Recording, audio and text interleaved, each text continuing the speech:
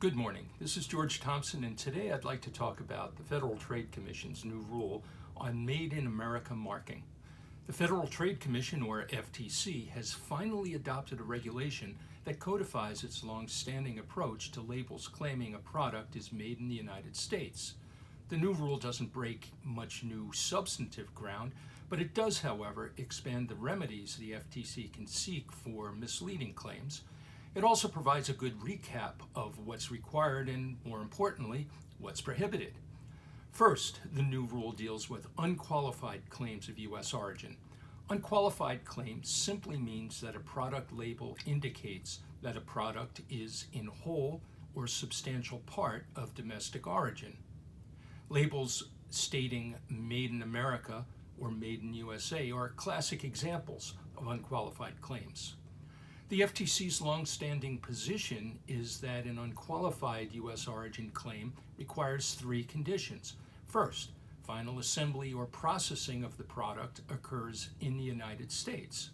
Second, all significant processing for the product occurs in the U.S. And third, all or virtually all of the product's ingredients or components are made and sourced in the U.S.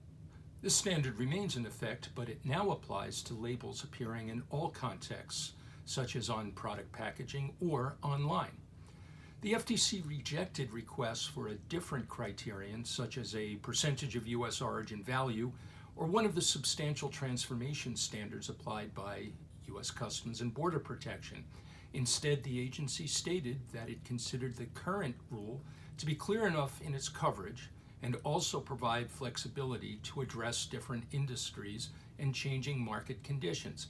Now, I'm not sure I agree because, in my view, the FTC's standard has always carried a degree of uncertainty in its application, but this is the best we're going to get. The FTC also rejected suggestions that it provide a carve-out for businesses that act in good faith because, in its words, courts have long held good faith is not a defense for a violation of Section 5 of the Federal Trade Commission Act. Violative claims made in good faith can still deceive and cause significant harms to consumers.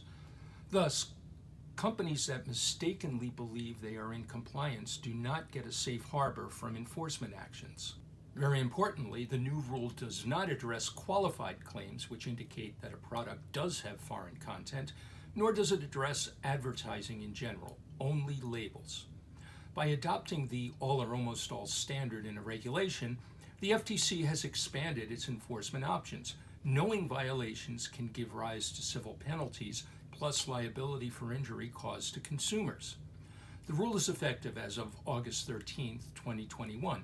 My suggestion is that companies labeling products to claim U.S. origin should confirm that they are in compliance with the new regulatory standard.